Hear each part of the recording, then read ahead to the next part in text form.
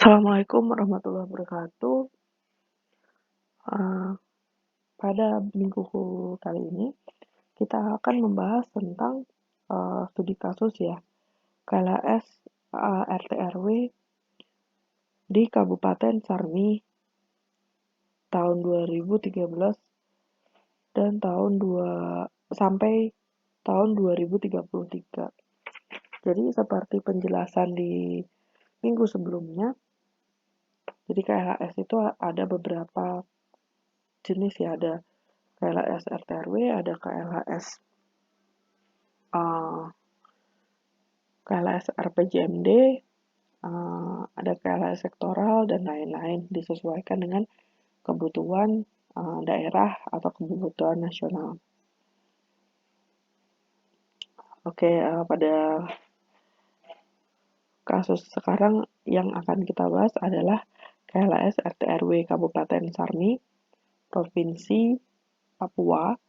Jadi nanti bisa kalian samakan ya, dokumen KLHS-nya sudah saya upload juga di LMS.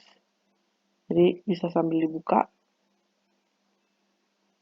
Jadi substansi dari KLHS yang dituliskan adalah pengkajian dampak KRP terhadap kondisi lingkungan hidup di suatu wilayah, kemudian perumusan alternatif penyempurnaan KRP, rekomendasi perbaikan untuk pengambilan keputusan KRP. Nah, penyelenggaraan KLHS Ranperda RT/RWK Sarmi 2013 sampai 2033, 20 tahun ya, mengacu pada Peraturan Menteri Negara Lingkungan Hidup Nomor 9 Tahun 2011 tentang pedoman KLHS. Jadi ada beberapa peraturan yang mengatur KLHS, ada dari kalau KLHS untuk RT/RW biasanya diatur dalam Peraturan Menteri Negara Lingkungan Hidup Nomor 9 Tahun 2011 tentang pedoman KLHS. Untuk KLHS RPJMD biasanya langsung mengacu pada Permendagri. Oke, pendekatan yang digunakan, jadi KLHS yang dibangun melalui pendekatan pengambilan keputusan berdasarkan masukan dari berbagai kepentingan. Makna pendekatan tersebut adalah bahwa KLHS adalah untuk meningkatkan kualitas proses dan produk KRP, khususnya dari perspektif pembangunan berkelanjutan. Nah, dalam kerangka pendekatan tersebut, ada 6 prinsip yang melandasi penyelenggaraan KLHS itu. Yang pertama, penilaian diri atau self-assessment. Kemudian peningkatan kapasitas, pembelajaran sosial, memberi pengaruh pada pengambilan keputusan, akuntabel, dan partisipatif. Selain itu, KLHS Ranperda RT/RWK Sarmi pada dasarnya adalah proses untuk menelaah dan memastikan apakah KRP yang tertuang dalam RT/RWK tersebut menjawab isu-isu strategis pembangunan berkelanjutan yang ada di wilayah Kabupaten Sarmi. Tahapan pelaksanaan RT/RWK Sarmi adalah sebagai berikut. Yang pertama, persiapan pelaksanaan KLHS, identifikasi masyarakat dan pemangku kepentingan lainnya, identifikasi isu-isu strategis pembangunan berkelanjutan, termasuk analisis kecenderungan isu-isu strategis pembangunan berkelanjutan, kemudian analisis dampak rencana dan program penataan ruang Ranperda RT/RWK terhadap masing-masing isu strategis pembangunan berkelanjutan, kemudian penyusunan rekomendasi perbaikan KRP, alternatif rencana dan program penataan ruang dan atau mitigasi pengendalian dampak dari rencana dan program. Nah, ini kerangka pendekatan KLHS RT/RW dari prinsip-prinsip pembangunan berkelanjutan. Tadi kan fungsinya untuk memastikan bahwa KRP kualitas dan produk KRP khususnya dari perspektif pembangunan berkelanjutan sudah ada dalam RT/RW ya. Jadi dari prinsip-prinsip pembangunan berkelanjutan dijabarkan fakta dan persepsi terhadap masalah tata ruang, kemudian ada kriteria tata guna lahan, kemudian ada isu global dan kebijakan, kemudian dilakukan analisis gap dari pembangunan berkelanjutan, kemudian dirumuskan untuk isu strategis pembangunan berkelanjutan dan faktor pendorongnya, kemudian setelah dilakukan analisis, rekomendasi, analisis konsistensi, muncullah alternatif perbaikan KRP penataan ruang, kemudian integrasi KLHS ke dalam dokumen RT/RWK, setelah itu proses legislasi dan implementasi. Intinya untuk dalam pendekatan KLHS RT/RW ini menjawab apakah KRP dalam RT/RW ini menjawab isu strategis pembangunan berkelanjutan. Nah ini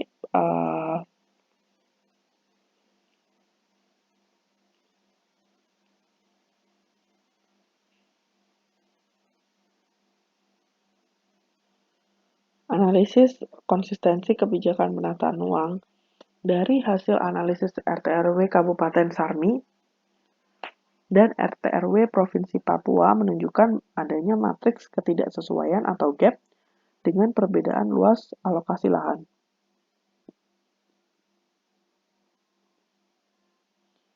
Nah, ada kawasan peruntukan pertanian sekitar 59.000, kurang lebih 59.000 hektar, kawasan hutan produksi provinsi, kemudian kawasan peruntukan pemukiman, gapnya ada 117 hektar kawasan hutan lindung provinsi, kemudian kawasan hutan lindung sekitar 826 hektar kawasan hutan produksi provinsi. Nah,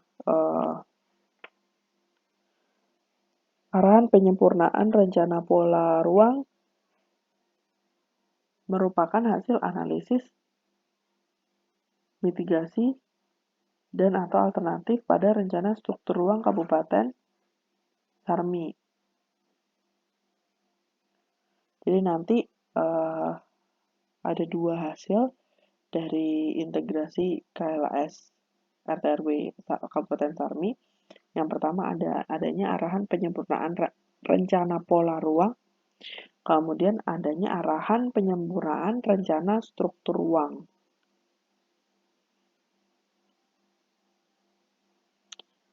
Nah, yang pertama arahan penyempurnaan rencana pola ruang Ranperda RT/RW Kabupaten Sarmi itu adanya kawasan lindung. Jadi isinya dalam kawasan lindung ini mengubah kawasan hutan produksi terbatas yang sesuai untuk kawasan lindung. Jadi target kawasan lindungnya menjadi 40%. Kemudian kawasan suaka alam dan hutan lindung. Jadi aturan zonasi tentang akses pemanfaatan ruang masyarakat adat pada kawasan suaka alam dan hutan lindung. Kemudian adanya pembangunan jalan di kawasan suaka alam dan hutan lindung. Jadi evaluasinya atau hasil KLHS-nya penyempurnaan RT/RWK Sarmi adanya ini tadi zonasi pemanfaatan kawasan suaka alam dan hutan lindung. Kemudian yang ketiga kawasan peruntukan hutan produksi.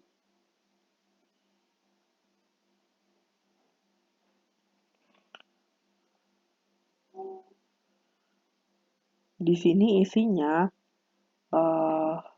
untuk kawasan hutan produksi menyiapkan masyarakat lokal untuk beradaptasi berperan dalam pemanfaatan sumber daya ruang. Kemudian sistem perizinan pemanfaatan ruang yang transparan dan akuntabel. Nah, di kawasan produksi ini tadi ya adanya pengendalian sistem perizinan dan pemanfaatan ruang yang akuntabel. Kemudian yang keempat, kawasan produksi yang dapat dikonversi.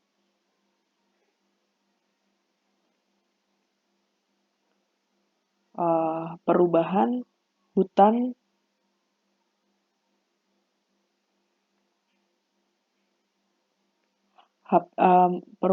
perubahan kawasan HPK di pantai timur barat menjadi HPT sesuai pola ruang RT/RW. Kemudian untuk kawasan perkebunan,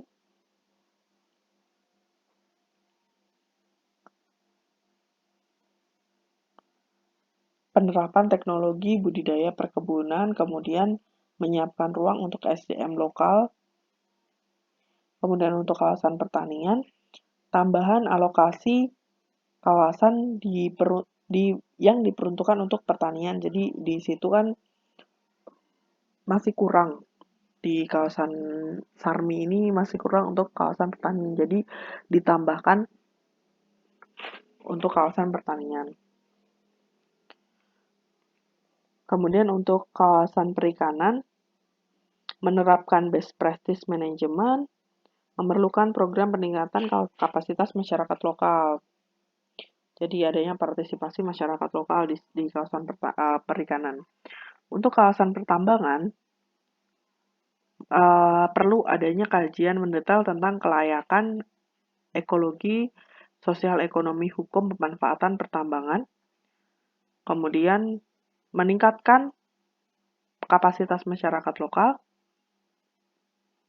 menerapkan program bagi hasil yang adil untuk masyarakat lokal pemilik SDA.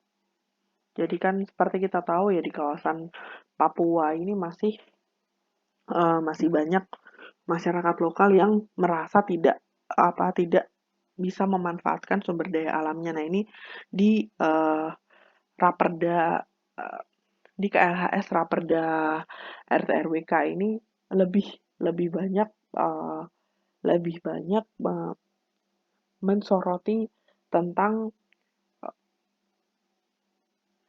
partisipasi masyarakat dalam pemanfaatan baik di kawasan lindung, produksi, pertanian, perikanan, pertambangan, industri, pariwisata, dan pemukiman. Oke. Nah, kemudian arahan penyempurnaan rencana struktur ruang Raperda RT/RWK Sarmi ada 13 ya. Rencana sistem perkotaan dan perkampungan. Di sini pengembangan infrastruktur kota yang harus memperhatikan ekosistem, kemudian menghindari fragmentasi ekosistem, memperhitungkan efektivitas, efisiensi, kemudian memperhatikan kepemilikan masyarakat lokal. Nah, yang kedua ada pusat pelayanan lingkungan. Jadi, infrastruktur pusat pelayanan lingkungan harus memperhatikan persyaratan pengelolaan lingkungan, menggunakan teknologi yang ramah lingkungan, dan tadi juga fokus terhadap kepemilikan masyarakat lokal. Kemudian yang ketiga ada sistem jaringan transportasi darat. Bisa sambil nanti sambil mendengarkan sambil baca RT/RW Sarmi yang telah saya bagikan di LMS. Yang ketiga ada sistem jaringan transportasi darat. Pengembangan jaringan jalan harus memperhatikan sama keberadaan ekosistem rentan, kemudian memperhitungkan efektivitas efisiensi, diutamakan untuk memperkuat infrastruktur dalam kampung. Jadi masih sama fokusnya terhadap kesejahteraan masyarakat. Kemudian jaringan prasarana lalu lintas terminal. Jadi perlu adanya program untuk mengantisipasi perubahan sosial di lokasi terminal. Kemudian yang kelima ada jaringan layanan lalu lintas dan jalur kereta api. Nah, dari RT RW Sarmi ini berarti sebenarnya sudah ada rencana yang harus dicapai di Kabupaten Sarmi untuk mengembangkan jaringan lalu lintas atau jalur kereta api. Nah, di KLHS-nya, jaringan jalan dan jalur kereta api harus memperhatikan ekosistem rentan, penting dan langka, kemudian efisiensi, efektivitas, diutamakan untuk infrastruktur dalam kampung, kemudian mengantisipasi kecepatan perubahan sosial. Oke, kemudian yang keenam, ada pembangunan pelabuhan di 3 titik ya. Di titik distrik Tor Atas, Hulu, dan Pantai Barat. Nah, sama pengembangan pelabuhan ini mirip dengan layanan tadi, jalur kereta tadi ya. Memperhatikan ekosistem rentan, efektivitas efisiensi, diutamakan di daerah kampung. Terus memerlukan program untuk mengatasi kecepatan perubahan sosial. Kemudian adanya jalur transportasi sungai, memperhitungkan efektivitas efisiensi dan kelola limbah, dan memerlukan kecepatan perubahan sosial. Kemudian yang ke-8, jaringan transportasi penyeberangan. Di sini ditekankan untuk adanya perlindungan pesisir pada jalur penyeberangan. Kemudian yang ke-9, pelabuhan pengumpul dan pengumpan. Nah, ini diutamakan memperkuat infrastruktur dalam kampung dan memperhatikan keberadaan ekosistem rentan dan penting. Kemudian yang ke-10 ada Bandar Udara Mararena di distrik Sarmi. Menitikberatkan pada permasalahan sosial di lokasi. Jadi pendaratan untuk pesawat besar perlu adanya kajian lokasi termasuk kajian sosial. Kemudian Bandar Udara Takar dan Aurimi memerlukan program untuk mengantisipasi kecepatan perubahan sosial, kemudian sistem jaringan energi menggunakan di RT RW dan KLHS-nya di sini menggunakan energi listrik dengan sumber daya yang terbarukan. Kemudian yang terakhir, sistem jaringan telekomunikasi memerlukan program untuk mengantisipasi kecepatan perubahan sosial dan lokasi. Oke, demikianlah isi dari KLHS RT RW Kabupaten Sarmi Provinsi Papua. Semoga bermanfaat. Wassalamualaikum warahmatullahi wabarakatuh.